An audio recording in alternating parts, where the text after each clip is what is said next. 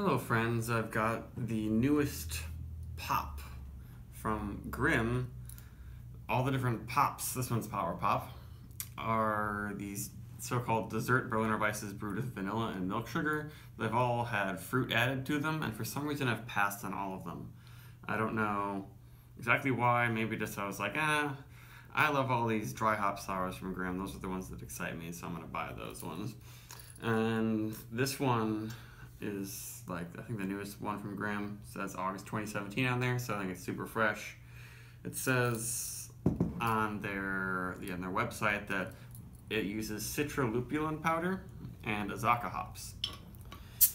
And I really liked their last Berliner Weisse that was just like double dry hopped lupulin powder. Really impressed by that. So this is 4.8%. And it's definitely playing off of the Omnipollo thing, adding lactose and vanilla to pale beers, you know, to make them like a creamsicle or like a milkshake sort of IPA. And this looks pretty nice. I guess the head isn't quite as rich and thick as some other Grimm beers, but it smells pretty nice. It's got, yeah, nice, it's definitely a mixture of a creamy vanilla type thing in the nose, then also it's got a nice citric hoppy bite to it. I think it's going to be a little bit sweet, but it does seem a little resinous. It doesn't have, not quite, it's not piney, but I guess the fact that it is a sour beer combined with the dry hopping is gonna lower the residual sweetness for sure, even though it's not gonna be probably even as bitter as like the Omnipollo, what's the other one, the one that just had that is Sploing. That's their Mango S'mores IPA. It smells a lot different. There's something that's slightly musty and weird about it.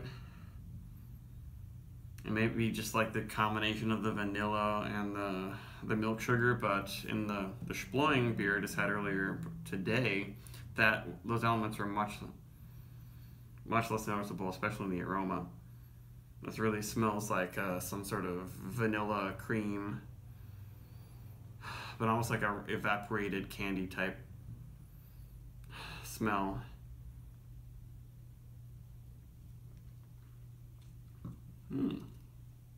Oh yeah, it's sweet, but it does have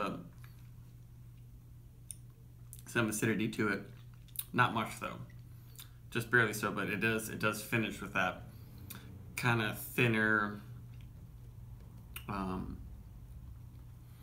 just Berliner Weisse basically. And even though it is somewhat full-bodied for a 4.8% alcohol beer,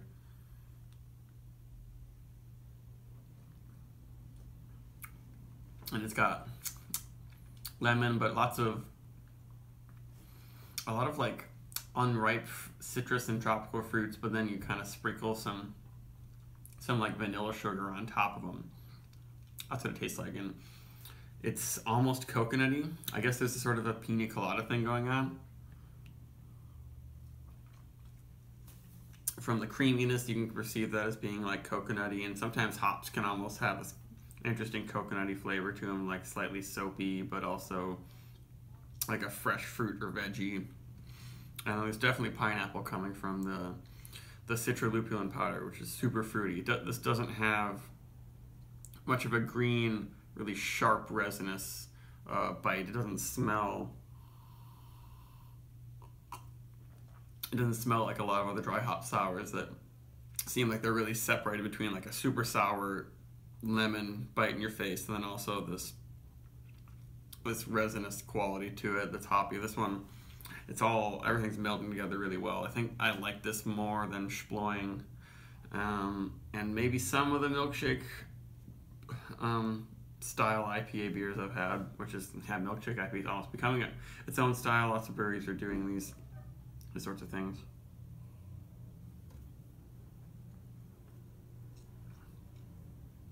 This one's got, yeah, a pretty nice body, and it is sweet, but I think the dry hopping lowers that perception of the sweetness just enough. I'm betting the fruited pops out there, like they do. The current one before this was like raspberry and boysenberry pop. Those ones probably have a more perceived sweetness because there's mainly just a lot of more fruit sugars, and they don't have the hoppiness in the aroma to separate it out. And my cat's meowing for some reason. You might hear it. But I like the creaminess of this. It doesn't have the weird musty quality that I had at first in the nose. Well, actually, no.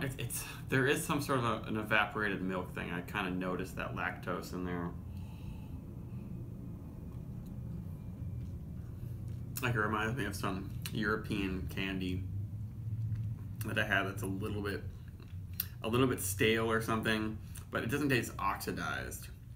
It's just a pretty strong lactose and vanilla presence in here with you know, not much body and maltiness to offset it. So I'm just tasting a lot of that, and it's not like there's a big rich sweet caramely chocolatey barley quality. This is just a lot of boring pale malt, and then maybe use some wheat in here. It would make sense with the style. I guess, yeah, if you call it a Berliner Weisse, it definitely has to have a good amount of wheat in it. And it does still have the nice body to it that a lot of my favorite Berliner Weisses are nice and hazy, and they have a lot of, you know, weedy, yeasty sediment. It gives it a soft feel, which is an aspect of a lot of great wheat beers, especially German wheat beers. And that works really well with the hazier New England style hopping and you know, hoppy beer brewing techniques.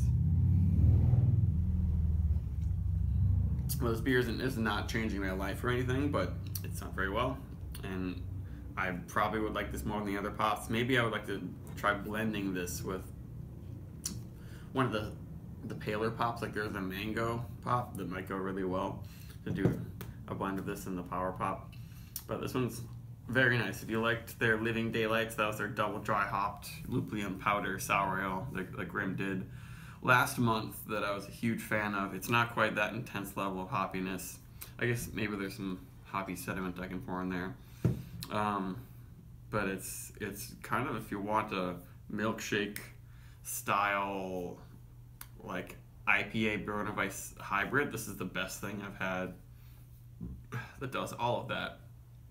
I hope that Grimm will be able to open their brewery in New York City soon. We'll get lots more other stuff, because this is still the Virginia brewed stuff where they go to Beltway Brewing in Virginia, which I've never had anything from Beltway except for Grimm.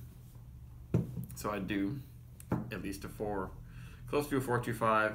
It is a little bit of a simpler, gimmicky beer slightly, but it's got a lot of things going on. They all work really well. It's definitely in the vein of Omnipoilish experiments where you do things that seem flashy and silly, but the beer turns out being extremely good, and there's a lot to think about and a lot of flavors to enjoy. So yeah, 83.3 repeating. Goodbye.